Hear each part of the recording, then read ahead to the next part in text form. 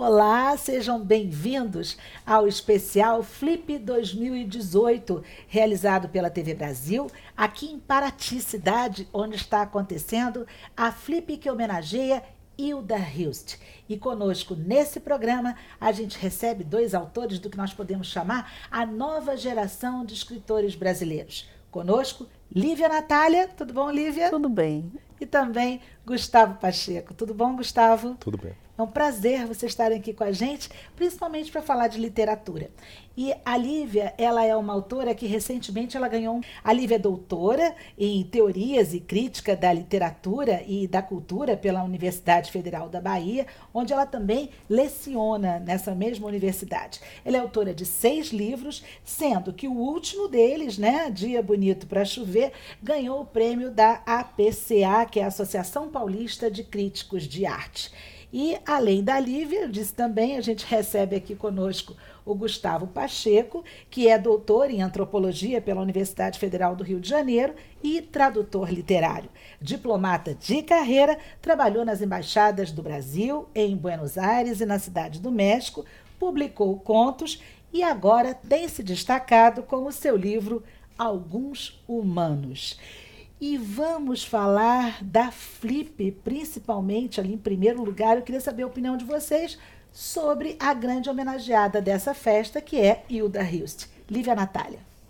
Eu acho que é uma coisa que é importante, porque é um reconhecimento que a Hilda não teve durante a vida, né? Então é muito importante você dar essa visibilidade a essa mulher que foi ostracizada pela crítica, pela literatura de maneira geral. Não se estudava a Hilda nas escolas de maneira sistemática, né? Então acho que é um momento realmente de fazer justiça à literatura dela. Gustavo Pacheco. Olha, concordo com todas as razões que a Lívia mencionou, mas eu queria acrescentar outras razões ainda, pelas quais eu acho que a escolha foi uma escolha muito, muito boa. Além de todos os méritos literários da Hilda, raros foram os escritores e escritoras brasileiros que tiveram essa abrangência de forma literária. Né? Quer dizer, a Hilda fez teatro, a Hilda fez poesia, ficção, crônica, foi um excelente cronista. Então, realmente não é fácil encontrar um escritor brasileiro que transite em todas essas formas. E, além disso, ela sempre foi uma pessoa muito intransigente, no bom sentido, do ponto de vista artístico, de não se render a modismos ou pressões de qualquer tipo. Eu acho ela, na verdade, quase um modelo do artista que quer se dedicar realmente à sua arte, sem fazer concessões a ninguém. E vale a gente dizer, né, que Hilda Hilst, realmente, como, né, vocês estão dizendo, é uma das nossas grandes escritoras na nossa literatura brasileira. Ela nasceu em 1930, em São Paulo, e faleceu em 2004. E nos anos 80, ela chegou a publicar livros mais para o erotismo, porque ela disse que, enfim, já que o mercado editorial não a queria, né, então ela vai partir para alguma coisa que chamasse muita atenção. E foi o que ela fez, ela realmente chamou atenção, e depois ela até brincava e dizia assim, mas não é assim que é para ser, né? Quer dizer, e agora? Estão lendo os meus textos agora, e agora estão me criticando também. Tem um pouco a ver com o que o Gustavo está dizendo, não é? Mas isso, gente, ela fazia com muito amor. E esse mesmo amor que a gente vê presente nas obras dos nossos dois autores aqui hoje. E a Lívia Natália, ela teve um conto que ela escreveu em 2016, não é? Eu Mereço Ser Amada. Não é isso, Lívia? Na verdade, foi um texto em que eu tentava pensar um pouco sobre esse lugar afetivo para mulheres negras, né? A gente discute muito sistematicamente sobre como as mulheres negras passam por uma coisa que a gente chama de preterimento afetivo. E existe uma coisa que a gente chama também da solidão da mulher negra, né? Muitas mulheres negras, depois que são abandonadas ou enviúvam, etc., não conseguem estabelecer outros elos afetivos. E foi um momento em que eu mesma fui parar para pensar sobre essa minha travessia afetiva, porque eu sempre fiquei muito preocupada em construir uma carreira, né? Amar nunca me foi uma prioridade, eu sou muito sincera com isso. Eu sempre vivi histórias muito legais, mas nunca me dediquei de verdade. E aí, quando eu escrevi esse texto, eu me propus a pensar. E depois eu descobri que ele era um embrião para um livro que viria, né? Que é O Dia Bonito para Chover. Eu acho que foi uma travessia interessante. E O Dia Bonito para Chover, gente, são 30 poemas sobre amor. E não é fácil falar de amor. Não é. Esse livro foi um processo mesmo, né? Eu escrevi esse livro enquanto eu vivia uma história de amor, o que é muito interessante, né? E ele tenta pegar vários momentos do início dessa coisa mais, né, desse afeto mais aceso, até o final mesmo, né? E no final das contas, o que eu entendo é que o primeiro gesto amoroso é para comigo mesma, no final das contas, né? E isso o livro também flagra, né? Tanto que o último poema é justamente dizendo, eu amo a mim. E depois eu consigo dar conta de me dedicar a qualquer outra pessoa. Você está participando de uma mesa, aproveitando aqui, Gustavo falando da Flip, com o Sérgio Santana. Gente, Sérgio Santana é um dos maiores escritores brasileiros, também os nossos contistas, assim, raros. Aqueles que a gente devora num livro, né? E você que era fã, agora você senta ao lado dele e ele diz que gostou do seu livro também. É uma grande emoção. É sim. O Sérgio é curioso porque ele foi o primeiro escritor de carne e osso que eu conheci. Eu tinha uns 16, 17 anos, ele foi no meu colégio conversar com alguns alunos que gostavam de ler e tal. E foi aí que eu comecei a lê-lo e desde então eu li, acho que quase tudo que ele escreveu. Eu considero ele um mestre mesmo. Ele tem alguns livros, o Concerto de João Gilberto no Rio de Janeiro, que talvez seja o livro mais conhecido dele, é um clássico do conto brasileiro. Então, ele foi uma inspiração, sem dúvida, assim, na diversidade de olhar, alguém que nunca se repetiu. Você fazer mais de 20 livros de contos sem nunca se repetir não é pouco. Ano que vem ele completa 50 anos de carreira, então eu acho que também é uma oportunidade assim, interessante na Flip de começar assim, as homenagens que eu acho que ele merece receber pela obra dele, uma obra muito, muito sólida, muito consistente, que a literatura brasileira deve muito a ele. Eu também acho, eu tive o privilégio de ser aluna dele, eu posso dizer, absolutamente simples, completo e também bastante reflexivo sobre os nossos temas. Lívia, já que a gente está falando disso, Lívia Natália, quem são os nomes, por exemplo, que fazem a diferença para você ou fizeram? Olha, para mim, Conceição Evaristo, definitivamente, né? Machado de Assis, que eu li na escola ainda. Então, tem alguns nomes que me interessam, né? Mas especialmente o Cult, Miriam Alves, Clarice, né? Que para mim é uma pedra de toque importantíssima, Cecília Meirelles. Enfim, eu acho que são nomes que sempre me informaram muito sobre como é que a literatura poderia me ajudar a ler o mundo. E nesse caso, eu até digo para você o seguinte, essas emoções que vocês vivem, elas acho que elas devem fazer com que o escritor pense até mais ainda na sua posição na história, né? Uhum. Ou seja, até na responsabilidade que tem, não é, Lívia? Com certeza, porque escrever é um gesto de coragem, é um gesto de afeto também pelas palavras, uma tentativa também de afetar o mundo pelas palavras. E é curioso como as pessoas também se aproximam muito da gente. Né? Eu tive que aprender a abraçar, a beijar, a receber as pessoas, porque eu sempre fui muito arisca, né? E assim, aos poucos eu fui aprendendo que as pessoas precisam tocar na gente até para saber que a gente existe mesmo, que a gente não está só na página, né? Então eu acho que quando eu escrevo, eu estou escrevendo primeiro aquilo que eu preciso dizer, isso é um fato, né? Eu não escrevo para nem por, eu escrevo porque realmente eu preciso, né? Mas no momento em que eu digo o que eu preciso dizer, eu sei que muitas pessoas se sentem tocadas por aquilo. E isso, para mim, aí o livro se completa. O livro só se completa quando lido. É isso que a Lívia está falando, gente. Quantos de nós, não é? E o Gustavo falou isso do escritor como mito. A gente, às vezes, quando é pequeno, adolescente, a gente acha que o escritor está tão distante, né, pessoal? A gente lê um livro, nossa, aí de repente ele está tão perto de você, né? Ele existe, ele é uma pessoa como outra qualquer. Ele é humano, né, Gustavo Pacheco? Ele é. Eu me lembro que nessa entrevista aí nessa conversa com o Sérgio, eu me lembro da pergunta que eu fiz para ele. E a pergunta era assim, Sérgio, o livro brasileiro é muito caro, você não se preocupa com o valor do livro brasileiro? Porque eu vivia duro querendo comprar, eu não tinha, o livro já era caro naquela época, hoje continua sendo caro. Sempre foi. Aí ele falou, olha, cara, eu não me preocupo com isso não, porque eu me preocupo em escrever, eu já acho que já é coisa bastante. E aquilo ali me deixou um pouco aturdido, me fez pensar, mas eu acho que ele tem razão. O livro continua sendo caro, mas não é papel só do escritor ficar levantando essa bandeira, da sociedade como um todo, né, do leitor também, né. Não, eu acho que você tem toda a razão, né? Eu acho que é bem por aí mesmo. Aliás, gente, eu convido vocês a continuar nessa conversa com a gente que está tão agradável. O Flip Especial 2018 volta já, logo depois do intervalo.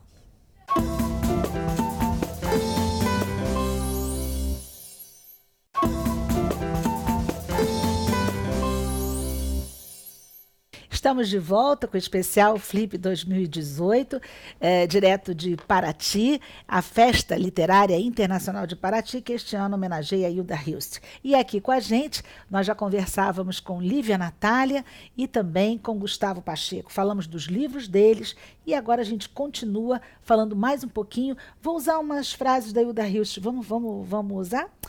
Uma delas diz o seguinte: é triste explicar um poema, é inútil também. Um poema não se explica, é como um soco e, se for perfeito, te alimenta para toda a vida.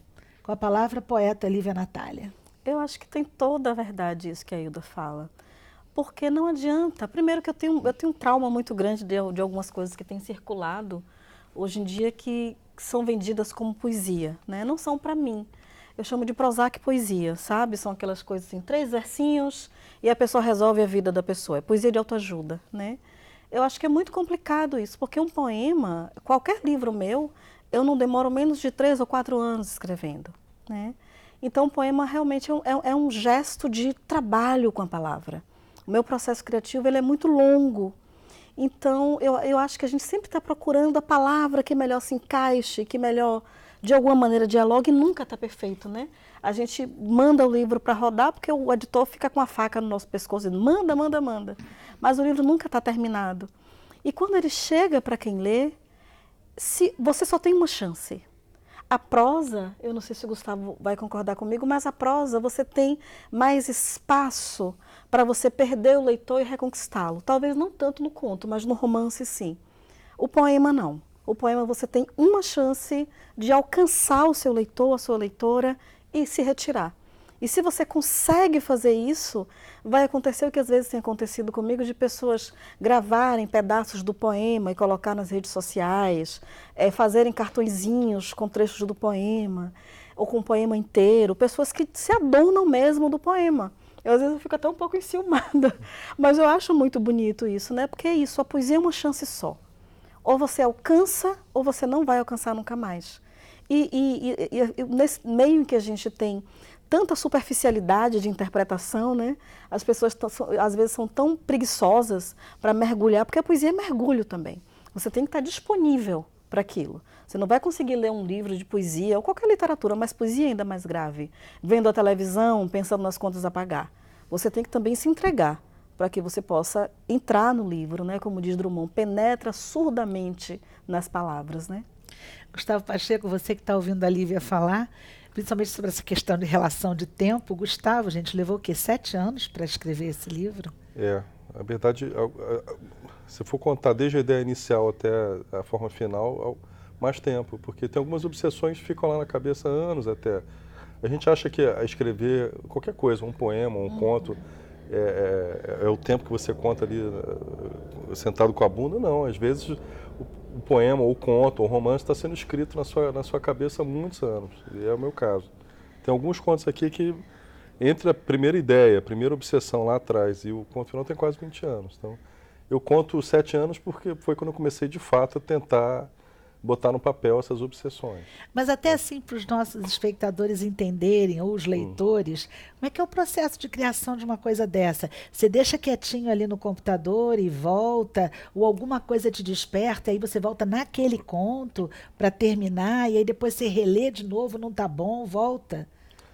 Eu acho que, bom, pelo menos para mim, a parte mais importante de aprender a escrever é aprender como você escreve, porque as pessoas escrevem de maneiras diferentes, então não adianta você ler manuais de escrita e tentando copiar formas como seus escritores escrevem. Escreve de maneira, cada um escreve de uma maneira diferente. Então você encontrar um jeito de que faça sentido para você. Então no meu caso, o meu tempo é muito lento. Eu entre essas ideias, como é que funciona no meu caso? Eu leio muito sobre assuntos que me interessam. Eu vou lendo compulsivamente, vou me saturando de informação. E aí chega algum momento em que faz clique. E eu começo a ver sentido naquela montanha de informação que eu li, tem uma coisa ou outra ali, uns elementos que fazem sentido, que eu percebo que pode dar liga para fazer uma história. Mas mesmo, e a partir daí você tem um outro tipo de trabalho, que é tentar encontrar as conexões, né, entre esses elementos. Mas às vezes isso pode levar vários anos, não é muito rápido não. Isso também acontece com você, Lívia? Sim. Eu sei quando um novo livro está vindo, né? Mas daqui até que ele realmente vire um conjunto, demora muito. Demora muito porque muitas vezes vem um verso, vem uma palavra, vem uma ideia. Essa coisa de vir o poema inteiro e você nunca mais mexer nele, né? Isso aí para mim é impossível. Eu sou muito obsessiva, então eu fico trabalhando naquilo o tempo inteiro. E mesmo depois que o livro já foi publicado, eu releio e digo, poxa, eu podia ter cortado isso, acrescentado isso. Né? Eu acho que o perfil de quem escreve é o perfil de alguém que a gente mora dentro da casa da palavra. Né? É muito difícil conviver comigo, por exemplo, quando eu estou fechando um livro, porque eu fico dias sem conversar, muito tempo isolada, muito tempo quieta, porque eu faço isso também, né? Eu meio que me encho o máximo possível daquelas cenas, daqueles elementos que eu quero articular no poema, ou um determinado poema me domina o máximo que eu consiga, até que isso transborde de alguma forma. Mas é um processo sempre muito lento. O meu primeiro livro, que é o Água Negra, é o meu livro de estreia, ele ganhou um prêmio, o Prêmio Banco Capital de Poesia, e assim, é um livro que foram 10 anos escrevendo. Foram 10 anos de um processo realmente de escrita. Eu acho muito curioso essas pessoas que escrevem um conto hoje, um poema amanhã, botam na internet, está pronto. Eu acho isso belíssimo, mas só que eu não quero conseguir isso nunca. Porque eu acho que essa faina também, da gente ficar escrevendo, é um certo gozo também, né? A gente fica ali, não, ainda não é isso. E aí passa o telefone, o editor liga, olha, manda que eu preciso rodar. Eu vou mandar o que você mandou agora. Eu vou mandar a versão anterior. E aí eu fico, não, me devolve, me deixa mexer mais. Então é isso, né? Eu acho que esse processo de escrita é um processo, eu acho que a gente goza mais nesse processo todo do que depois que ele já está realizado aqui. Aqui eu me sinto meio órfã, né? Eu fico meio sem ele. Enquanto ele está comigo, é como um filho dentro da barriga, né? Ele ainda está aqui abrigado. Depois é do mundo. Gente, é muito legal, né, a gente ouvir esses depoimentos dos autores. A gente que às vezes vai numa livraria, pega um livro, ou então vai comprar algum livro, não é? E simplesmente não imagina os bastidores disso tudo, de como é que essa história foi feita, como é que os escritores vivenciaram tudo isso. Você falava dos editores, a Hilda Hilse, a grande homenageada da festa, a gente até falou mais ou menos por alto, ela se sentia às vezes muito excluída desse mercado editorial. Vocês agora, escritores do início desse século XXI, sentem que mudou? A gente está hoje com outras aberturas no país? Gustavo Pacheco. Olha, eu acho que escrever e publicar são coisas diferentes, assim, para mim. Eu acho que muitas vezes o que eu vejo na discussão pública ou conversando com gente que escreve, gente mais nova que escreve, quer publicar, e me vendo eu mesmo, assim, alguns anos atrás, acho que a tendência acaba misturando um pouco as coisas. Uma coisa é você querer escrever para ser publicado, outra coisa é você querer escrever sei lá, para se libertar. Porque você quer tirar, porque é mais difícil viver sem escrever, né? Como no meu caso, é mais difícil. Acho que são coisas diferentes. Então, na realidade, a situação do mercado editorial brasileiro, a situação da economia, da cadeia produtiva do livro, tudo isso, assim, desde que eu me entendo por gente, isso está em crise. Desde os anos 80, quando eu era leitor, que tinha hiperinflação, o mercado já subiu, já desceu várias vezes. Então, se a gente ficar muito preso às condicionantes do mercado no Brasil ou no mundo hoje, né, a gente tira o foco do que eu acho que realmente importa. Não é para dizer, não é negar que os livros são caros ou que pode ser melhorada a questão de distribuição, por exemplo. Tem mil questões que a gente poderia debater que merecem ser debatidas, mas eu acho que isso não se confunde com a questão da criação literária. Você não pode vincular a tua criação literária a se vai ser fácil publicar, se vai ser fácil ou não distribuir, se vai ser fácil ou não vender, se as pessoas vão ler ou não vão ler. Se elas lerem, se você conseguir publicar, ótimo. Se tiver a melhor distribuição, melhor ainda. Se as pessoas lerem, maravilhoso. Mas se você for vincular a tua atividade, a tua criação literária, isso, assim, para mim já deu errado lá atrás, entendeu? Essa é a minha posição. Lívia Natália, o que dizer então para um jovem autor? Escreva e leia. Eu sempre tenho visto muito isso, né? Muita gente jovem que quer escrever sem ter lido.